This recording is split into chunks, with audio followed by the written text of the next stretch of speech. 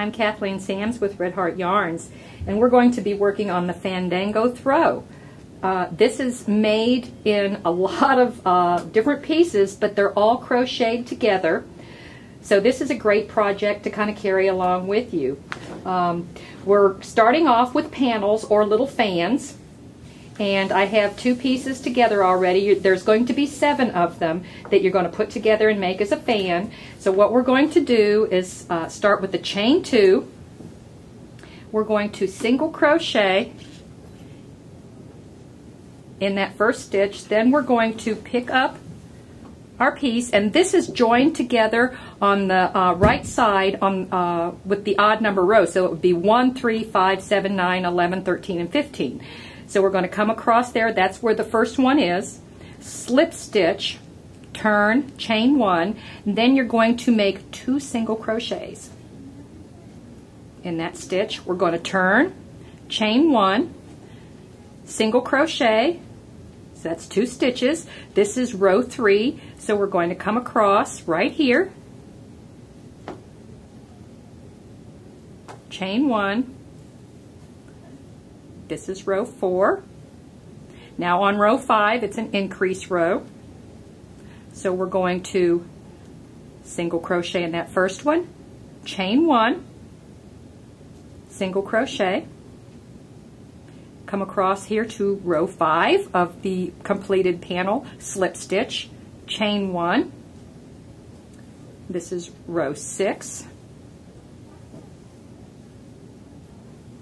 Row 7, 8, and 9 are all the same, so let me kind of just zip across here for you and show you how they're continuing to join. That was 5. This is 7, 8, single crochets, there's 3 of them.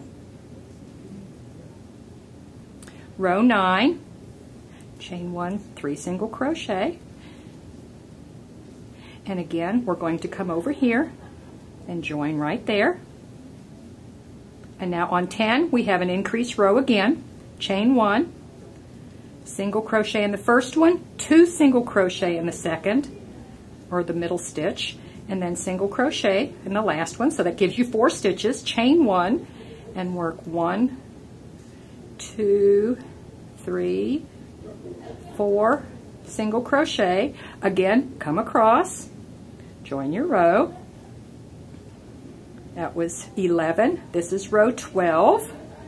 1, 2, 3, 4. Row 13, again an increase row. 1, 2, chain 1. That's going to give you your extra stitch. Single crochet in the last 2. Join right there. This is row 14. 1, 2, 3, 4, 5.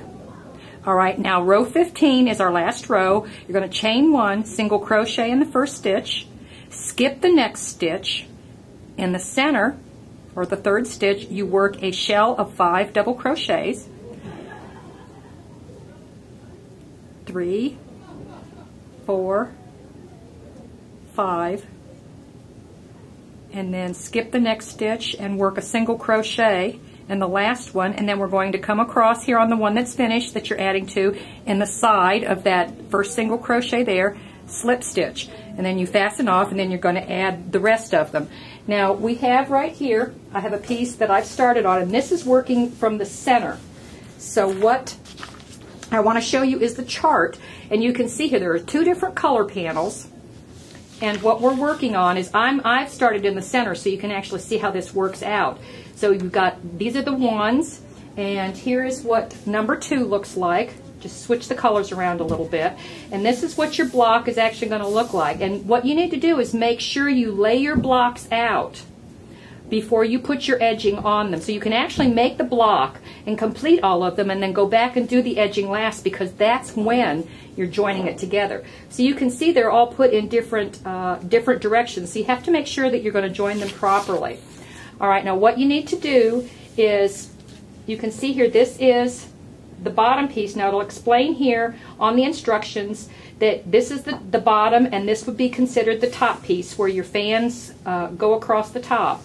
and you're going to join in the bottom of these. So if you see right here, that was one, that was your first row, you're going to do 2 single crochets in each one of those going across, so you can see right here, and then just follow the instructions on doing your decreases. And a decrease is worked with 2 single crochets together, and in some cases on this pattern you're actually skipping a space and then working across. The same thing is true with going across the top.